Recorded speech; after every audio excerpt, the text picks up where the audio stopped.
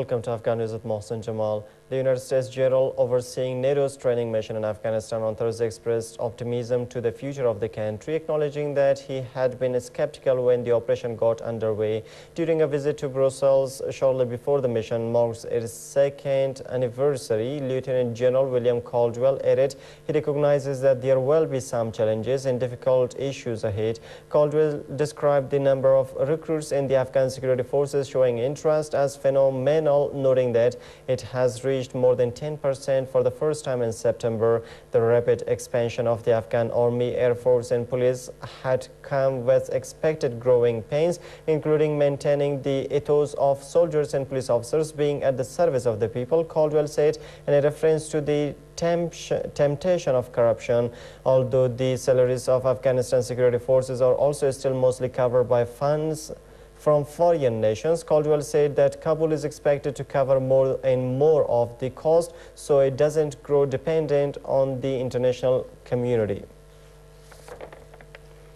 President Barack Obama ordered 33,000 additional troops to Afghanistan in late 2009, and his defense secretary seems to be endorsing commanders' desire to keep them here as long as possible next year. Pentagon Chief Leon Panetta says the initial 10,000 troops will leave by the end of this year as planned. He tells the House Armed Services Committee that the remaining 23,000 will depart by the end of the fighting season next year. Obama's initial schedule had the 23,000 leaving by next summer. There are nearly 100,000 U.S. troops in Afghanistan, including the 33,000 surge Obama ordered in December 2009.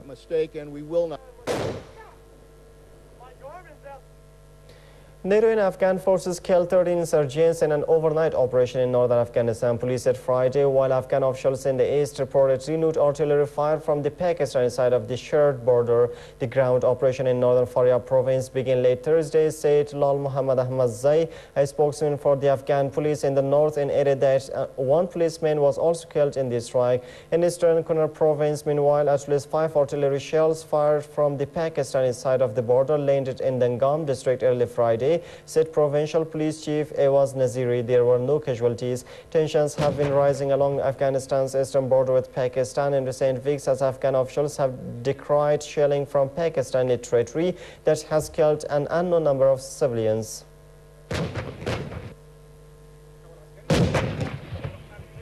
The general who led the Afghanistan war and now heads the CIA is telling agency analysts to pay more attention to the military when it grades the war's progress. U.S. officials said the move by CIA Director David Petraeus could improve the report card on the war in the next Afghanistan National Intelligence Estimate.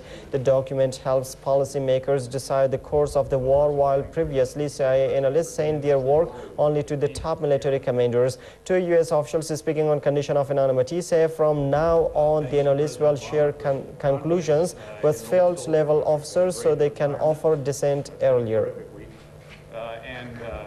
The opportunity, though, that the United States was not sincere about peace in Afghanistan when it signaled it would remain open to exploring a settlement that includes the Haqqani network, one of the group's senior commanders has said. U.S. Secretary of State Hillary Clinton suggested in comments this week that Washington would not shut the door to the Haqqanis in any peace agreement. On Thursday, the commander said that the Haqqanis saw the remarks as an attempt to divide Afghan insurgent groups and believed only the top leaders of the Taliban should negotiate, adding that they had rejected many such offers from the United States in the past and reject the new offer as they are not authorized to decide the future of Afghanistan. Inclusion of the Haqqani network in a hoped for peace deal is a controversial idea in Washington. Barack Obama, the U.S. president, has said there is no doubt members of the Iranian government knew of an alleged plot to kill the Saudi ambassador to Washington and that they must be held accountable for their reckless behavior. Obama said on Thursday that one of the suspects was an individual of Iranian-American descent and had direct links, was paid by. It was directed by individuals in the Iranian government. Iran has denied the charges and expressed outrage, saying the allegations threaten stability in the Gulf, where Saudi Arabia and Iran, the biggest regional powers, are fierce rivals, and Washington has a huge military presence. In addition to prosecuting the men, Obama told reporters that the United States would continue to apply the toughest sanctions and continue to mobilize the international community to make sure that Iran is further and further isolated and pays a price for this kind of behavior. He said evidence of Iranian government complicity had already been shared with key U.S. allies. Iran is further and further isolated, and that pays a price for this kind of behavior. The number of people killed in Syria in violence related to protests against President Bashar al-Assad's government has now reached more than 3,000. The United Nations Human Rights Chief has said as she called for the international community to take immediate measures to protect the Syrian people.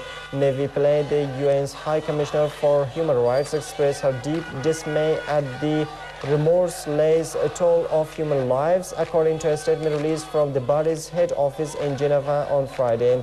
Pillay said that the international community must take protective action in a collective and decisive manner before the violence drives Syria into a full-blown civil war. Meanwhile, in Brussels, the European Union agreed on Thursday to add to its sanctions list the state-owned commercial bank of Syria, which bankers say holds much of Syria's foreign reserves, estimated at $17 billion at the start of the year.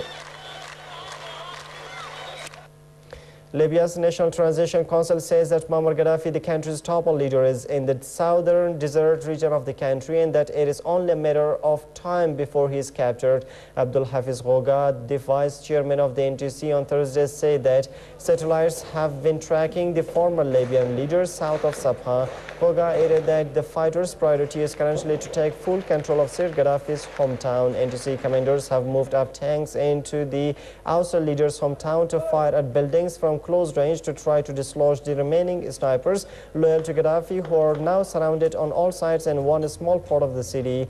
In another development, Ali Tarhouni, the NTC's oil minister, vowed that Libya would investigate every penny of suspicious oil contracts signed under Gaddafi's regime, which was responsible for what he called unbelievable corruption.